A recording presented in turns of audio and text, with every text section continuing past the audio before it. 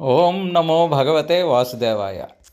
శ్రీ మహావిష్ణువుకి విష్ణు సహస్రనామాలలో మానదః, మాన్యః అనే రెండు నామములు ఉన్నాయి. తన మాయా ప్రభావంతో అనాత్మ సంబంధిత విషయాలపై మానవులకు మోహము కల్పించేవాడు పరమాత్మ. అలాగే జిజ్ఞాసులకు ఆత్మజ్ఞానాన్ని ప్రదానం చేసేవాడు కూడా అతనే. అందుకని అతడిని మానదః అని అన్నారు. సకల లోకములకు నియంత, పోషకుడు, యోగక్షేమ ప్రదాత అయిన శ్రీమన్నారాయణుడే అగ్రపూజనీయుడు కూడా. ఆ కారణంగానే భీష్ముడు ధర్మరాజ రాజసూయ యాగంలో అగ్రపూజకి అర్హుడుగా శ్రీకృష్ణ పరమాత్మనే నిర్ణయిస్తాడు.